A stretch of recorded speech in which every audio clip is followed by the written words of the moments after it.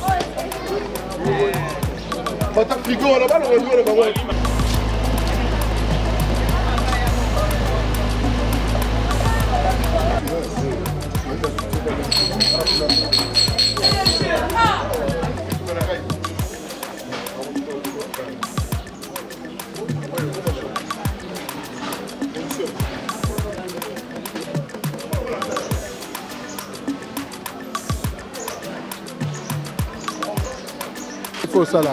Et le coup va. Faut ça là. Sur la boum.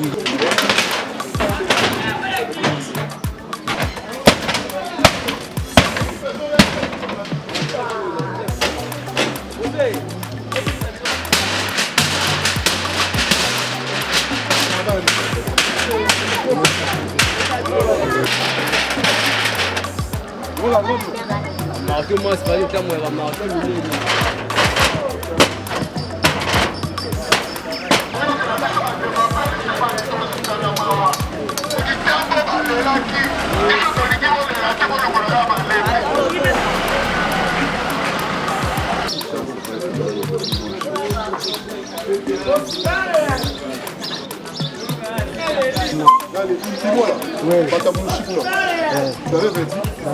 Bonjour. Comment il est gâté? Comment il est gâté?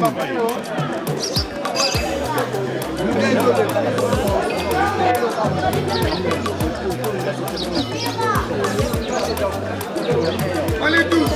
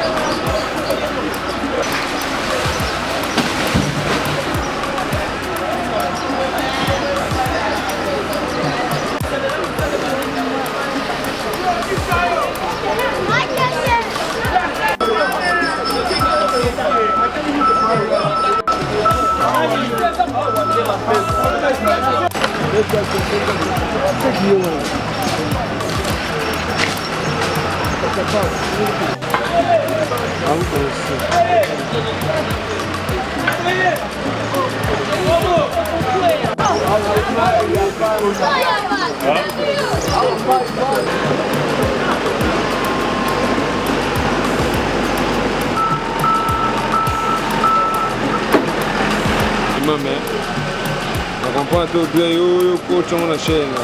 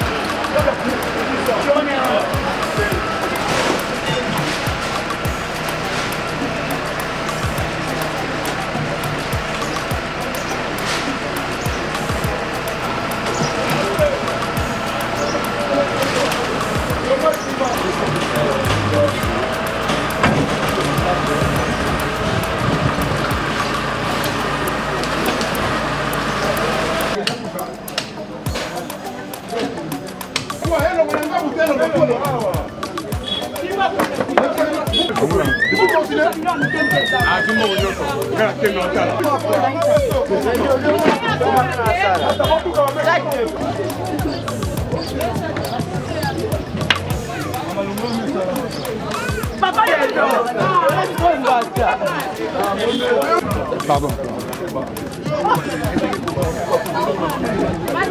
Libisanga il a zalaki te bozo na français bobo. Pardon, libisanga il a zalaki te. Vous comprenez? La force est la voix. Belinda.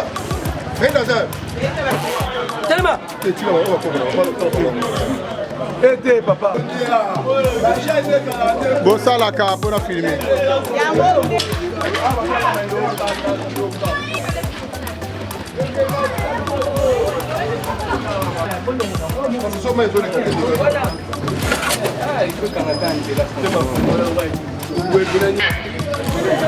Salutez la terrasse de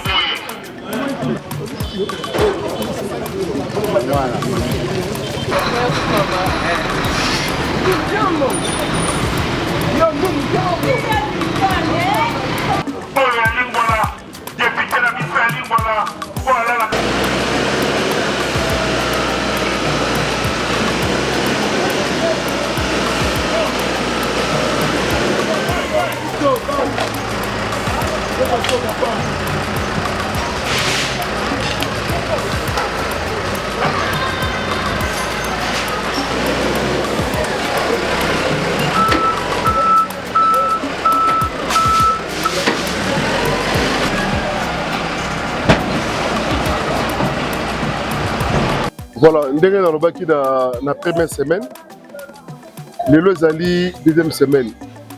Tozokoba na musala ya assainissement ya commune ya Lingwala. Oyo nyonso tokaka esika mabe yango tozali kobuka parce qu'il y a plusieurs constructions anarchiques oyo bato batongi likolo ya bakaniveau. Tozwaki mokano ya kobongisa commune ya biso Lingwala. Tobaki chaque samedi toza na assainissement ya commune. Tobandaki na quartier Singamo Pepe, na quartier Wenze, le tosali quartier Pakajuma.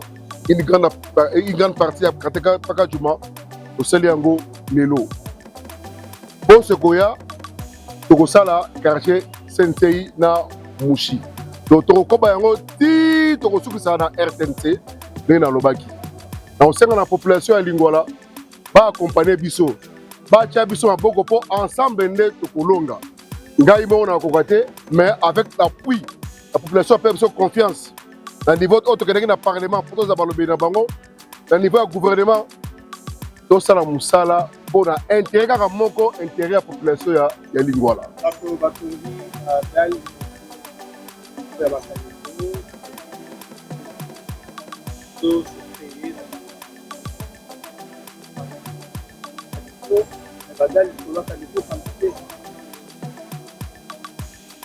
Tozokende progressivement. Ba o nyonso batongi likola kanivo ba ke tokobuka yango au nom de la loi.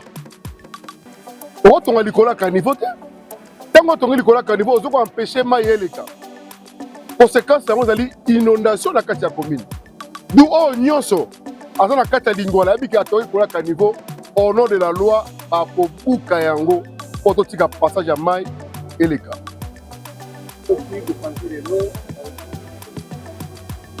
Alors, ce qui te pensé l'autre Rolemba, na suko na sikoyo ba amande eye l'état comme suko ko kanga. To Rolemba l'état ko Rolemba te. L'état lemba te. To pesa ba mo effectivement. To ça la courtoisie. Suko comme suko ba arrestation. Après arrestation ba mande ko futa ba et pas l'état de kimi ko taba tous les concessionnaires na chiko ba to ko ba kadivo et ko sina kata commune Lingwala. Lingwala il va suko na 5 ans la population ya Lingwala. Donc, soit conscience dans le baki l'autre fois.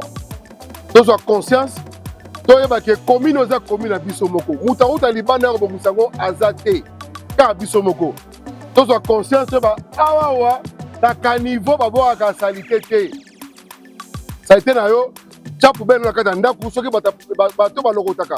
Masi bazali au pesi bango va voir qui yango. Caniveau te. To kangiyo au kofuta amande pa ya l'État. Insécurité, dans ce moment où tout autour dans un commandeur de police, il y a commune de Lingwala. Nous avons traqué Bango. Nous avons traqué, on a saisi pour nous, nous traqué. On a saisi pour nous, abimane la carte de commune de Lingwala. On a identifié Bango au moment opportun, et ça, secret en sécurité, on a dévoilé, on a porté, on a aussi ça Bango. Même matin, si on a maîtrisé, même matin, on a 10%. Si à Pakadjuma, tuko batu ya Lingwala tuko nafanya kazi salongo tu batu bote kama banafanya banakuna maji yabo banatupa, si tunakuya tunatengeneza, tunasema hivi population iache kuacha kutupa mabidon ndani ya ba carnivore tu tuko nafanya kazi tutengeneze nchi yetu juu tuende bien. Faut tufanye kazi yetu bien. Ndio maana tuko nafanya masalongo, tutengeneze na tuko na honorable yetu Kikobo. Tuko naye, tuko na tumika naye. Leo tunafanya ku quartier Pakadjuma. Tuko Pakadjuma ndio tunafanya kazi.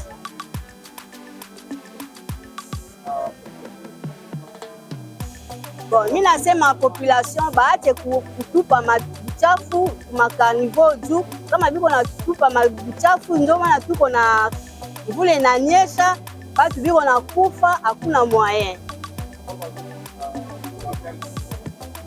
Bona bau biko na jenga, tunasema hivi tutabomola yo. Tu baache kujenga yula bakanivo.